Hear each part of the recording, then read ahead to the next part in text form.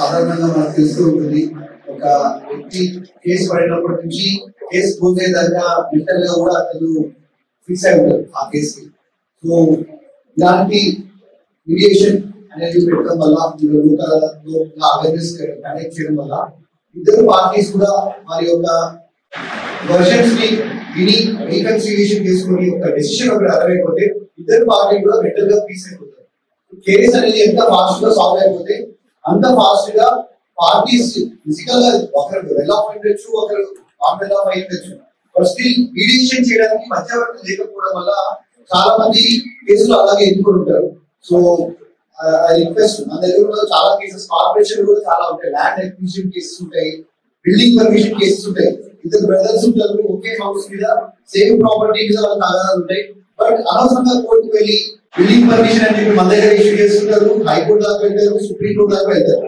ఇద్దరిని ఒక ప్లేస్ లో కూర్చోబెట్టి మాట్లాడించి ఒక సెటిల్మెంట్ దాకా ఒక మీడియేషన్ చేసి సాల్వ్ చేసుకుంటే దెన్ ఈజీ ఇద్దరికి బెనిఫిట్ అవుతుంది. అట్ ద సేమ్ టైం మన లీగల్ సిస్టమ్ లో కూడా చాలా కేసెస్ ఉంటాయి, నెంబర్ ఆఫ్ కేసెస్ కూడా తగ్గితే మన ఎఫిషియన్సీ కూడా పెరగడానికి అవకాశం ఉంది. కాబట్టి సో ఇలాంటి లోకల్ డే రోజు మనము ఇలాంటి ఇనిషియేటివ్స్ తీసుకున్నందుకు both the district judges for bringing this. ఏదైనా కేసులో ఇద్దరు సాటిస్ఫై అయ్యారంటే అది లోక్ అదాలత్ అవార్డు ద్వారా ఇంకా సుప్రీం కోర్టు కేసు కేసులో సంతోషం ఉండదు. ఎప్పుడైతే లోక్ అదాలత్ ఇద్దరు పార్టీస్ హ్యాపీగా అయితారో అది లోక్ అదాలత్ అవార్డు ద్వారా అవుతుంది.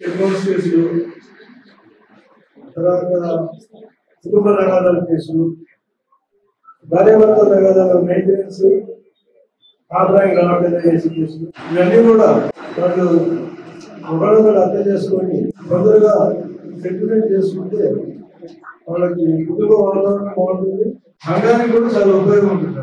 ఎందుకంటే ఒక ఫ్యామిలీ లైఫ్ డిస్టర్బ్ అయితే దాని ప్రభావం సంఘం మీద కూడా ఉంటుంది, వాళ్ళ కుటుంబం మీద కాకుండా సంఘం మీద కూడా ఖచ్చితంగా ఉంటుంది. ఎందుకంటే భార్యాభర్తలు చెప్పుకోవడం వల్ల, అంటే వివాదాలు పెట్టుకోవడం వల్ల వాళ్ళ పిల్లలకి మానసికంగా దృఢత్వం ఉండదు, వాళ్ళు చాలా వీక్ గా ఉండే అవకాశం ఉంటుంది మేము కంపేర్తో అర్థం చేస్తాం. కాబట్టి వాళ్ళు ఆలోచించుకొని సర్దుబాటు చేసుకోవాలి, ఎంగేజ్మెంట్. కాబట్టి అందరూ కూడా డాక్యుమెంట్స్ కూడా అర్థం చేసుకొని పెద్ద మనసుతోటి లోకాదాలత్ అందరూ కూడా సద్వినియోగపరచుకోవాలని నేను ఆశిస్తున్నాను. ఈరోజు నేషనల్ లీగల్ సర్వీసెస్ అథారిటీ ఆధ్వర్యాన మరి నేషనల్ లోక్ అదాలత్ నిర్వహించబడుతుంది హన్మకొండ వరంగల్ జిల్లాలో. దీనికి సంబంధించి అన్ని ఏర్పాట్లు చేయడం జరిగింది. లోక్ అదాలత్ బెంచ్ పరిష్కారాలు చేయడం కోసం ఏర్పాటు చేయడం జరిగింది. యూనిట్స్ లో కూడా కమిషనరేట్ లో ఉన్నటువంటి చాలా ఇష్యూస్ కూడా లోక్ అదాలత్ ద్వారా పరిష్కారం చేసుకోవడానికి ఒక వచ్చే అవకాశం. అయితే ఈసారి అది కొంచెం ఎలక్షన్స్ అదే పరిస్థితుల వల్ల మనం టేకప్ చేయలేదు. ఈసారి దాంట్లో తప్పకుండా ఆ విషయం మనం టేకప్ చేద్దామని. అంతేకాక కాకుండా అది గవర్నమెంట్ కేసెస్ లో, గవర్నమెంట్ పార్టీలో ఉన్న కేసెస్ లో కూడా లోక్ అదాలత్ పరిష్కారం అనేది ఇరువురికి న్యాయసమ్మతంగా ఉంటుంది. తద్వారా మరి మన డెమోక్రటిక్ కంట్రీలో స్టేట్ రిప్రజెంటేటివ్ పీపుల్ మన స్టేటే ఒక అగ్రిమెంట్ గానో లేదంటే కంప్లైంట్ గానో ఉండే పరిస్థితి నుంచి మనం ఒక మార్పుని ఈ సెటిల్మెంట్స్ ద్వారా తీసుకోవచ్చు. తద్వారా ఇద్దరు నైబర్స్ మధ్య కానివ్వండి, ఇద్దరు అన్నదమ్ముల మధ్య కానివ్వండి, లేదంటే తెలియని ఇద్దరు పార్టీస్ మధ్య కానివ్వండి వచ్చే తగాదాలు పరిష్కారం చేయడానికి మరి లోక్ అదాలత్ అనేది ప్లాట్ఫామ్ చాలా బాగుంటుందని నా అభిప్రాయం.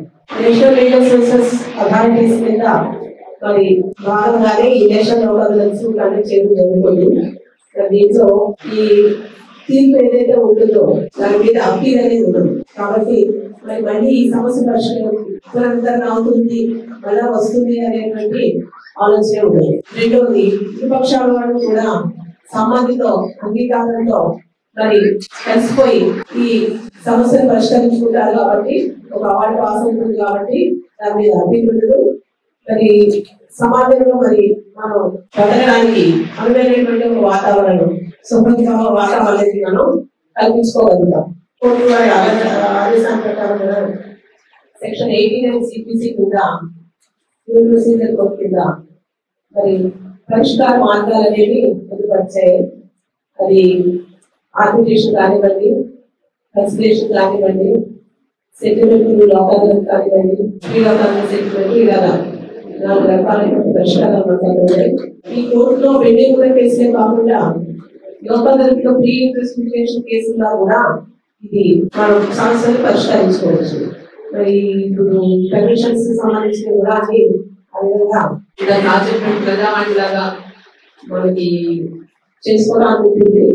కానీ మనకి ఇక్కడ రిజిస్ట్రేషన్ కింద చేసింది కూడా ఒక అవార్డు కింద వస్తుంది కాబట్టి ఇది ఉంటుంది కాబట్టి ఆ సమస్య రిపీట్ అయ్యే ప్రశ్నే ఉంటుంది. సో ప్రజలందరూ కూడా ఈ అవకాశాన్ని వినియోగించుకోవాలని కోరుకుంటున్నారు.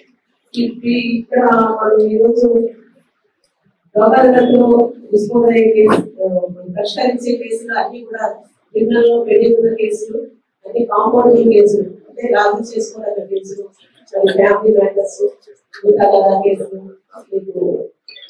ఇన్సూరెన్స్ కేసులు, మరి యాక్సిడెంట్ కేసులు, ఎక్సైజ్ కేసులు, యుద్ధంలోని కేసులు, కన్స్యూమర్ కాంప్లెక్స్ కేసులు, ఇంకా ట్రాఫిక్ ఈ చలాన్ కేసులు, ఎస్టీసీ పెట్టి కేసెస్, మరి కరోనాలో కొన్ని మీకు వేసారు అలాంటి కేసులు అన్ని కూడా ఈ లోకాలకు ఈ రోజు పరిష్కారం చేయడానికి కూడా ఈ అవకాశాన్ని వినియోగించుకుని మరి మీ సమస్యలకు పరిష్కారం తీసుకుని మరి ఆనందకరమైన జీవితాన్ని పొందగలరని నేను ఆశిస్తున్నాను. మరి ట్రాఫిక్ ఈ చలాన్ కేసులో మరి అమౌంట్ రిడక్షన్ ఇస్తున్నారు.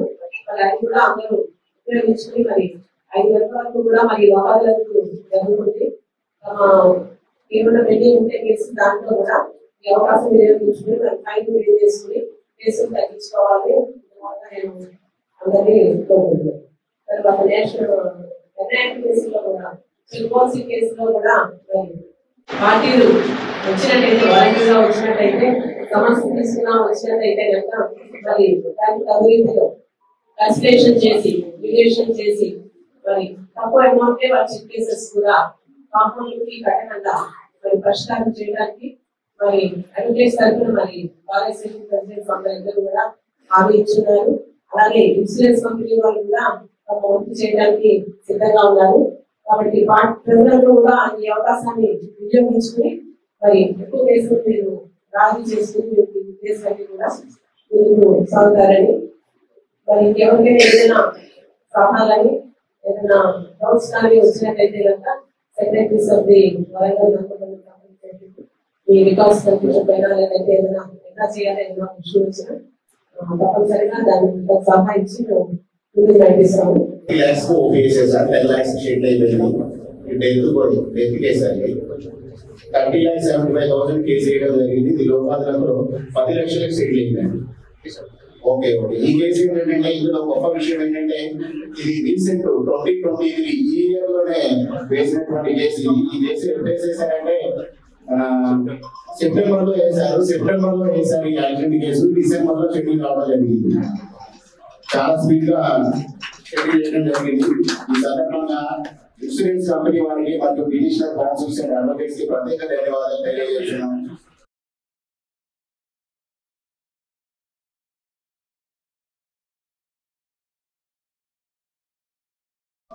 ఈ కేసు 2022 ఇయర్ కి సంబంధించినటువంటి కేసు అండి.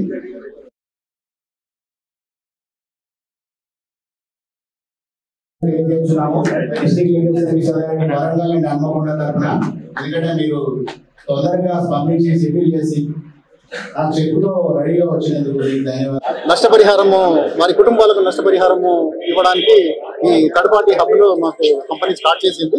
సో వాళ్ళకి రోడ్డు ప్రమాదంలో మరణించిన వారి బంధువులకు, తల్లిదండ్రులకు, లేకపోతే ప్రమాదంలో గాయపడ్డ క్షతగాత్రులకు వాళ్ళకు సత్వర న్యాయం ఇప్పించడానికి లోకాదాల ద్వారా సాధ్యమైన తొందరగా వాళ్ళకి నష్టపరిహారం ఇప్పించడానికి మా యునైటెడ్ ఇండియా ఇన్సూరెన్స్ కంపెనీ అహర్నిశలు ప్రయత్నం చేస్తా ఉంది, కృషి చేస్తా ఉంది. అందులో భాగంగా మన రోడ్డు ప్రమాదంలో మరణించిన ఒక వ్యక్తి కుటుంబానికి ఈరోజు 96,04,000 రూపాయలు మేము జిల్లా కోర్టు ద్వారా మేము డిపాజిట్ చేయడం జరిగింది. అలాగే ఇంకొక రోడ్డు ప్రమాదంలో కూడా 6,30,000 రూపాయలు మేము వాళ్ళ చెక్కులు కూడా కోర్టులో డిపాజిట్ చేయడం జరుగుతున్నది. సో మా కేంద్ర ప్రభుత్వ సంస్థ అయిన యునైటెడ్ ఇండియా ఇన్సూరెన్స్ కంపెనీ ఎప్పుడు అహర్నిశలు క్షతగాత్రులకు రోడ్డు ప్రమాదంలో వారికి సత్వర న్యాయం, సత్వర నష్టపరిహారం అందించడానికి కేంద్ర ప్రభుత్వం ద్వారా స్థాపించబడిన మా సంస్థ ఇప్పుడు ముందుంటుందని తెలుపుకుంటూ మరి నాకు అవకాశం ఇచ్చినందుకు ధన్యవాదాలు.